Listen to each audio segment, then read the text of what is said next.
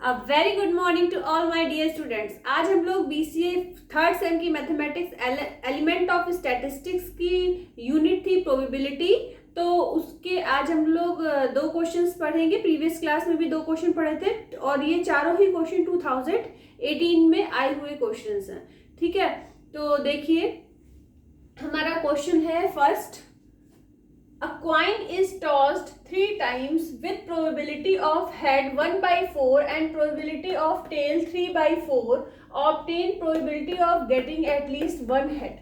ठीक है, अगर किसी कॉइन को 3 बार टॉस किया गया है तो ये बोला इसकी प्रोबेबिलिटी निकालनी है हम लोगों को कि कम से कम उसमें एक बार हेड आता है। तो ऐसी कितनी कंडीशन आपकी बन रही है? देखिए, जब एक कॉइन को हमने 3 टाइम्स टॉस किया तो तीनों कॉइन पे एच आ गए। एच का मतलब हेड, टी का मतलब टेल। ठीक है, फिर 2 पे हेड 1 पे टेल, ऐसे ही इसमें हुआ है, ऐसे ही इसमें हुआ है। ठीक है, फिर यहाँ पे 2 tail 1 head, 2 tail 1 head, 1 head 2 tail, और फिर क्या हुआ कि तीनों टेल आ गई। पर क्वेश्चन में ऐसा नहीं बोला गया है तीनों टेल के लिए। ठीक है, अब यहाँ पे ये मतलब ये वाली कंडीशन नहीं होगी। तो टोटल कितनी होगी? 1 2 3 4 5 6 7। ठीक है, अब देखिए 7 होगी तो अब आगे समझाते हैं कि कैसे करेंगे इस क्वेश्चन को। और तीनों एक कंडीशन ऐसी भी हो सकती है कि तीनों बार जब कॉइन को टॉस किया गया तो इन तीनों पे टेल आया, लेकिन इस क्वेश्चन में ये बोला गया है कि कम से कम एक हेड जरूर होता है जब भी तीनों बार हम टॉस करते हैं कॉइन को। ठीक है, तो एक हमारा फॉर्मूला होता है कि क्या जो निकालना है अगर टोटल वैल्यू से वो हम माइनस कर देते हैं, जो नहीं निकालना है तो जो निकालना है वो हमें मिल जाता है। तो देखिए ऐसा ही कुछ हमने किया है कि probability of getting no head, जब एक भी हेड नहीं आता, ऐसी क्या कंडीशन है? केवल एक कंडीशन है। तो फेवरेबल नंबर ऑफ केसेस कितने हो गए? 1। टोटल नंबर ऑफ केसेस कितने हो गए? 8। 8 क्यों हुए? कि अगर एक कॉइन है तो टोटल नंबर ऑफ केस क्या होते हैं? 2। या तो हेड हो सकता है या तो टेल, तो 2 होती है कंडीशन। तो 2 इंटू 2 इंटू 2, क्योंकि उस कॉइन को 3 टाइम टॉस किया गया है। तो 2 इंटू 2 इंटू 2 अपॉन में हो गया 8, ऊपर हो गया 1, क्योंकि ऐसी केवल एक कंडीशन है जब उस पे हेड नहीं आता। क्या मतलब है कि 3 बार अगर किसी कॉइन को टॉस किया गया है तो तीनों बार ही उस पे क्या आ गया? टेल।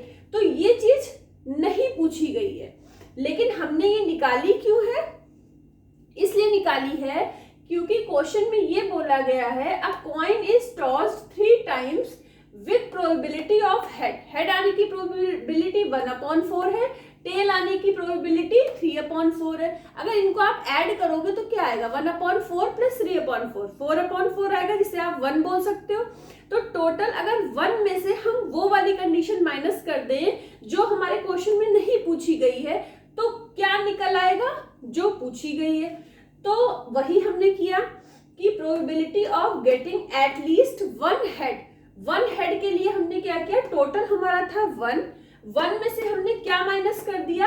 जब हमने उस कॉइन को 3 टाइम्स टॉस किया तो एक बार ऐसा हुआ कि तीनों बार टेल आ गया, पर ये नहीं पूछा गया था, तो हमने इस वाले को पार्ट को हमने माइनस कर दिया। अगर इस टोटल से ये वाला हम हटा दें तो हमको ये वाला मिल जाएगा।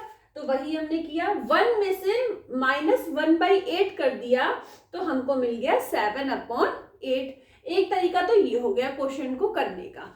एक हो गया कि हम सीधे सीधे क्वेश्चन में लिख दें probability of getting at least one head. क्या लिख दें?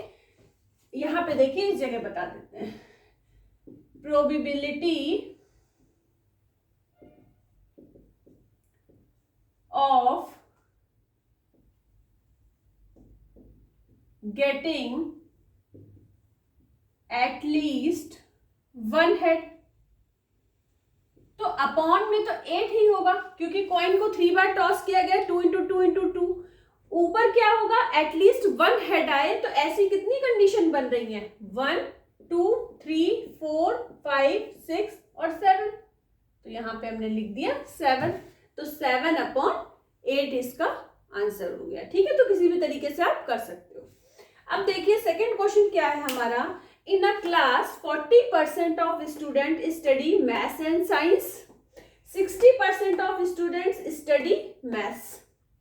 What is the probability that a student studying science, given that he or she is already studying maths?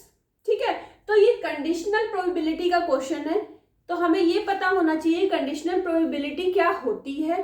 तो देखिए क्या होती है। कंडीशनल प्रोबेबिलिटी का फॉर्मूला होता है P ब्रैकेट में B अपॉन A, तो इसको हम लिखते हैं equal to P A intersection B upon P A। तो एक्चुअली ये P B अपॉन A ये है क्या, देखिए P B upon A means the probability of happening of an event, happening of an event B when the event A has already happened, when the event A has already happened।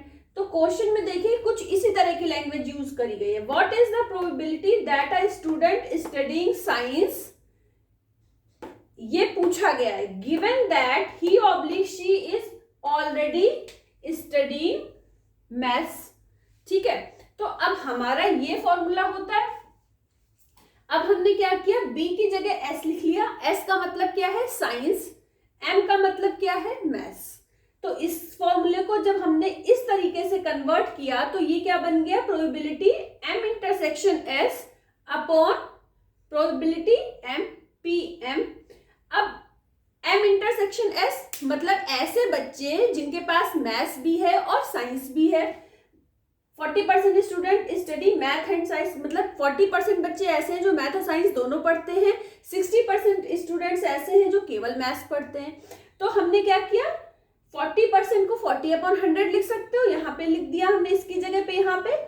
और math 60% पढ़ते हैं तो 60 upon 100 लिख दिया। जब इसको आपने solve करा तो 2 अपॉन 3 आ गया। 2 अपॉन 3 को सॉल्व करा तो 0.6666 आ गया। अब हमें परसेंटेज में आंसर निकालना है, तो हमने इसको 100 से मल्टीप्लाई कर दिया तो हमें मिल गया 66.6666 मिलता चला जाता। तो पॉइंट के बाद अगर कोई नंबर 5 से बड़ा है तो हम उसको क्या करते हैं, 5 है या 5 से बड़ा है तो एक नंबर बढ़ा के लिख सकते हैं। तो हमने इस वाले 6 को क्या लिख दिया, 7, क्योंकि इसके बाद भी 6666 आता चला जाएगा।